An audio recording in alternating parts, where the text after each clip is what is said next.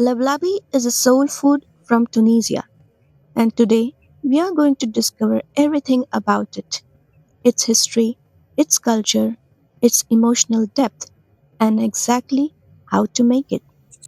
Hi, I'm Deepika, and welcome to Uncommon Tables. On this channel, we explore home cooked dishes from various cultures with history and backstories. So come, have a seat at Uncommon Tables. So, what is Lablabi? Lablabi is a Tunisian chickpea soup. It is the very heart of everyday domestic life. It is working class food, cold morning foods, sick day food, nothing in the fridge food, and yet it is deeply satisfying. Lablabi is the result of influence of various cultures. In North Africa, chickpeas were a staple crop long before the Arab conquests. Chickpeas, cumin, and olive oil, three core components of Lablabi, were all documented crops and trade goods in the Phoenician culture. The Arab conquest introduced bold, spice broths to Tunisian cooking. Ottomans brought soup culture with them and made Lablabi as an everyday communal food. During the Columbian exchange of the late 15th and 16th century, chili peppers arrived in Tunisia. This introduced harissa in Tunisian culture. The French introduced baguette alongside the traditional Moroccan rustic bread. Lablabi is one of the few foods that cuts across class, region, and generation in Tunisia. It is eaten by the wealthy, the poor, the young and the old, and the coastal and in the inland. It is the food of solidarity, equality, and resilience. Every family's version is slightly different, which means every family owns it. In Tunisian culture, lablabi is a winter morning ritual, a food that grandmothers pass down to the next generation.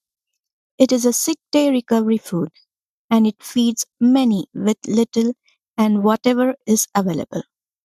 Lablabi embodies the Tunisian values of generous hospitality even in the modest circumstances. It is the taste of home and memories. To make lablabi, you will need chickpeas. Traditionally, the chickpeas are soaked overnight and then simmered next day in a pot until tender. I'm using canned chickpeas to speed up the process.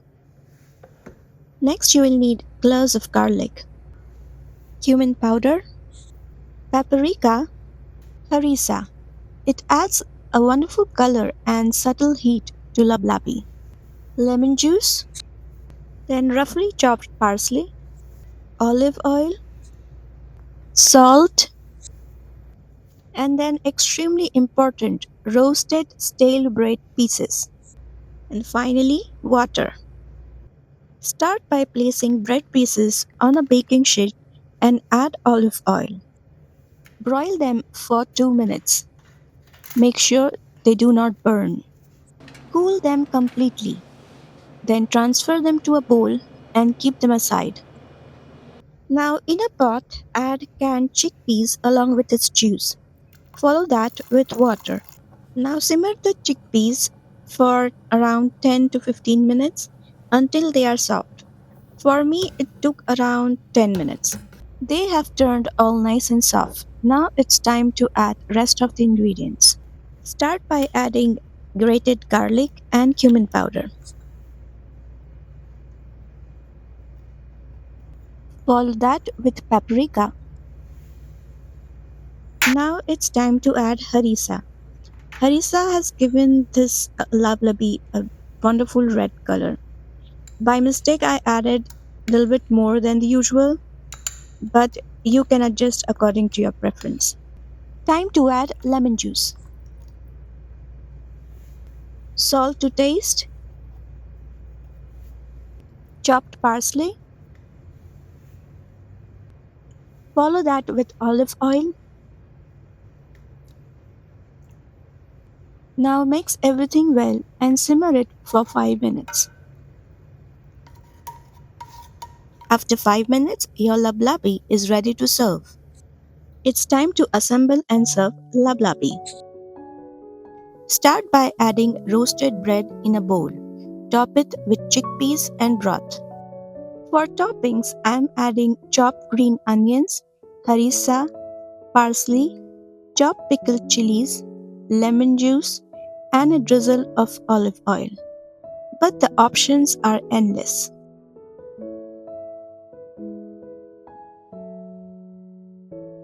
I must say the broth is filled with bold flavors and color, which makes it flavorful and visually striking, especially when you add the toppings.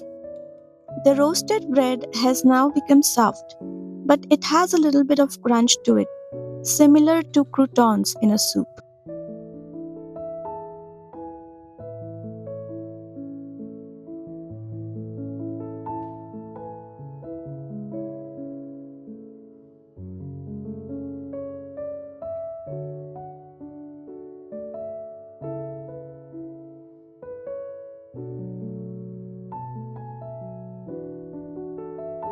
When you take a first bite, the first thing that hits you is the cumin and garlic flavor of the broth. Follow that with the heat of paprika. When you bite into the chickpeas, they are soft and melt in the mouth. I roughly chop the parsley and green onions on purpose, so when you bite into them, you get a burst of flavor and aroma while eating the broth and chickpeas. The toppings add another dimension to lablabi. This is absolutely delicious. I thoroughly enjoyed it.